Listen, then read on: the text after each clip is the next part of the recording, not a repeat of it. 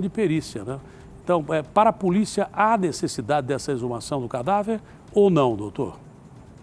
Não, no momento não tenho nenhuma, não se cogitou, né, nenhuma situação que leve a crime sexual, até porque o laudo ele foi determinante, né, em estabelecer que não há indicação, né, no corpo de questões de natureza sexual. Entretanto, já foi colhido pelo ML, tanto nas regiões genitais, né, parte vaginal, anal e também na região bucal, coleta de material para posteriormente, caso, né, vai para o laboratório e vai sair um laudo complementar. Então, no momento, né, é prematuro se falar que tenha uma situação de crime sexual, porque o próprio corpo não revela isso, né? E isso está no laudo necroscópico, e também os médicos já tomaram a cautela de colher os demais coleta de material no que interessa, né, para estabelecer crime sexual ou não. Estamos aguardando o laudo, mas no momento não tem essa conotação. Isso depende da justiça determinar, explicando para as pessoas que não entendem como é que é o trâmite judiciário, que o senhor entende melhor que todos nós, depende da justiça liberar a exumação ou não. Para a polícia não precisa, tá? E depois eu tenho uma pergunta em cima disso, que mesmo sem exumar o cadáver, eu faço a pergunta logo depois. Mas depende da justiça liberar a exumação do corpo dela? Sim, nesse caso tem que ter autorização judicial para fazer a exumação, né? Então quem tem que dar esses motivos, né? No caso, a polícia não pediu ainda esse procedimento, né, ao juiz, né?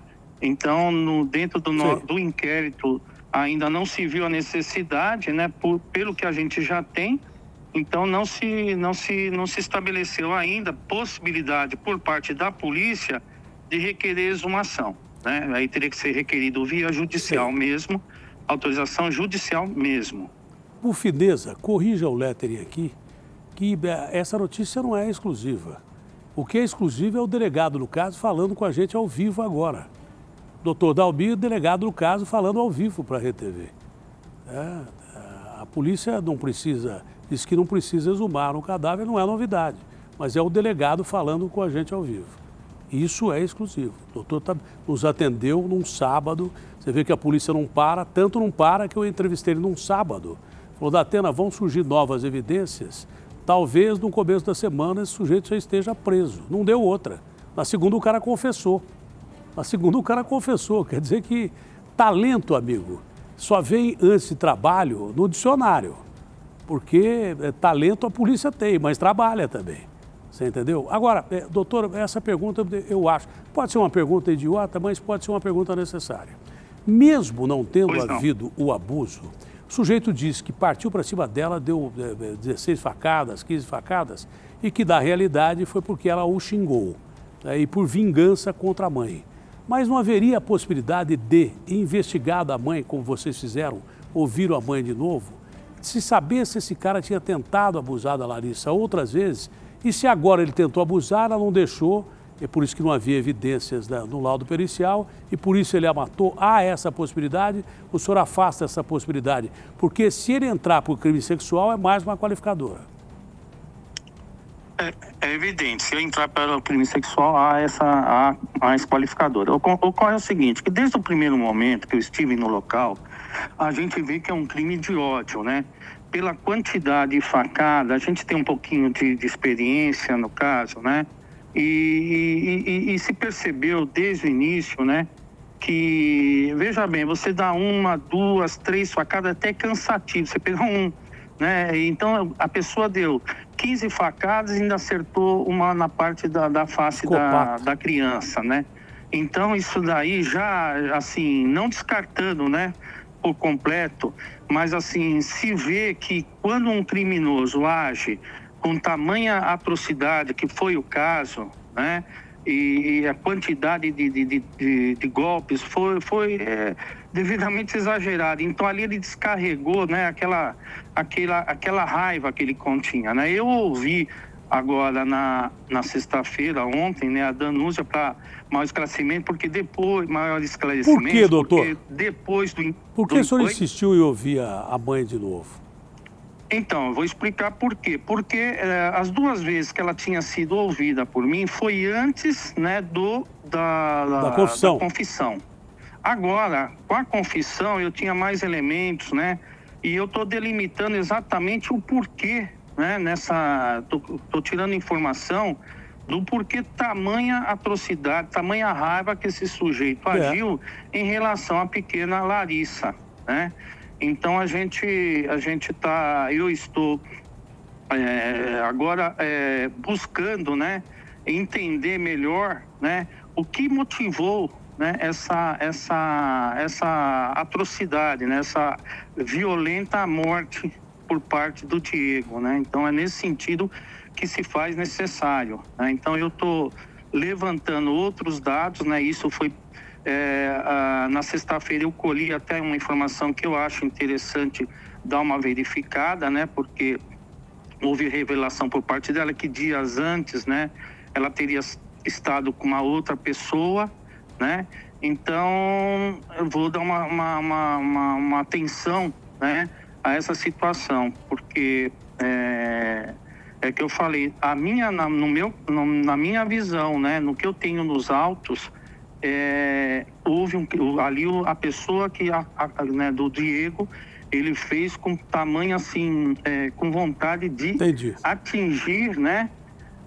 Eu acredito a mãe realmente, não a criança, né? Quer dizer, é uma vingança mesmo contra a mãe. O senhor está ouvindo a mãe como testemunha, não como investigada nem averiguada. Ela pode ter coparticipação no crime ou não? Não, no momento eu não via elemento para indicar ela como investigada, ou mesmo como suspeita, ou mesmo como participe do crime, porque, na verdade, foge disso, né? Até foi mencionada a situação do abandono, né, por parte dela, até a gente vê nos depoimento do pai. O pai fala isso, falou para mim aqui. Fala isso, E outras pessoas também, mas o pai falou, né? Mas a gente tem que ver que pela legislação, embora a caracterização do abandono, a justiça também, né? A própria legislação, ela estabelece que em caso de necessidade, quando uma mãe sai para trabalhar para o sustento do crime, há uma excludente de ilicitude nessa atitude, entendeu? Então, momentaneamente, eu não vejo, até porque essa mãe já tá sofrendo essa agulha de perder a filha, né? Não tem dúvida. E não vejo participação dela, não vejo qualquer vínculo dela com o crime, a não ser esse fato da criança ter ficado sozinha, né? Mas isso daí, a excludente, a previsão legal de excludente e ilicitude. Então, eu queria deixar claro, e eu vou por hora entender desta forma, tá? Entendi. Sem a participação dela. E depende durante essa sequência de investigação, aparecerem novos fatos. Aliás, a última pergunta, para não atrapalhar o seu sábado, eu sei que o senhor trabalha no sábado, tanto trabalha no sábado que nos atendeu dessa vez de sábado passado e disse, Datena, talvez no começo da semana a gente consiga incriminar o cara, já que o primeiro pedido de prisão provisória foi negado pela Justiça. Teria que rebustecer o conjunto probatório. Rebusteceu de uma maneira tal, apresentando imagens da câmera, que quando o Diego se viu ali, não teve como negar. Vale uma última pergunta, ele jogou um objeto naquela imagem que só pode ser a faca que ele cometeu o crime. Essa faca acho que não foi encontrada ainda. Essa é uma pergunta e a outra para encerrar, não atrapalhar ainda mais o seu sábado, que trabalhou de uma maneira brilhante com toda a sua equipe. A questão da faca é a primeira e a segunda é qual é o próximo passo que o senhor vai dar nesse caso que parecia já fechado. Bom, a faca realmente não foi encontrada, o que se denota que ele jogou na lixeira e parece que naquele mesmo dia do crime passou, né, o caminhão de lixo recolhendo, então é bem provável, é bem difícil que seja localizada, né?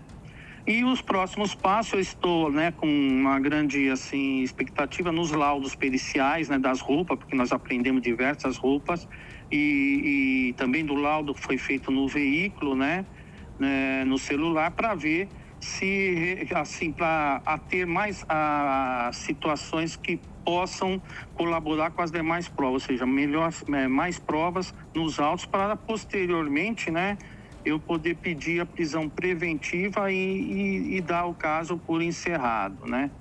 Se não houver novos fatos. Tá ok, Datena? Então, Tá bom. é nesse sentido que a investigação vai prosseguir. Tá bom. Dalmir, doutor Dalmir, parabéns, repito, pelas investigações que, diante das provas, não só colocaram esse cara na cadeia, como fizeram isso através de uma confissão dele. Que a polícia cerca tanto e tão bem em determinados casos, na maioria deles, mas em determinados casos, que o cara não tem como dizer não.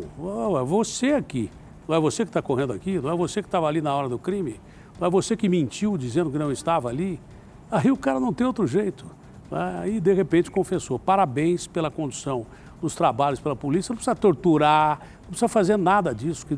Eram métodos execráveis que se usava há muito tempo atrás. Hoje é técnica, capacidade de interrogatório, de apresentar provas e pronto, acabou. E isso o senhor deu um show com a sua equipe. Um abraço grande, parabéns ao senhor. A polícia, quando merece ser elogiada, tem que ser elogiada, porque desse país aqui gostam muito de elogiar bandido.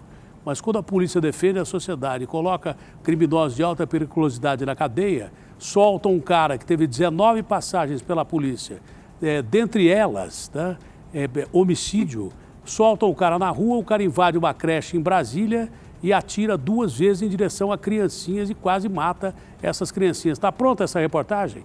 Depois eu vou falar, eu queria que o Igor falasse rapidinho disso, porque o programa já está chegando ao fim, foi rápido hoje.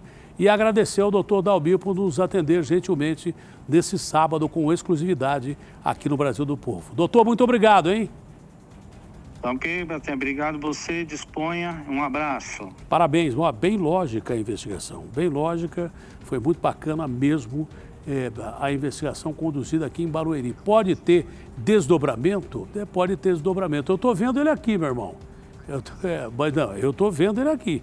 Ele está aqui na minha tela, ó. Se quiser botar no ar, inclusive, a tela dele aqui, eu não sei se ele está me ouvindo.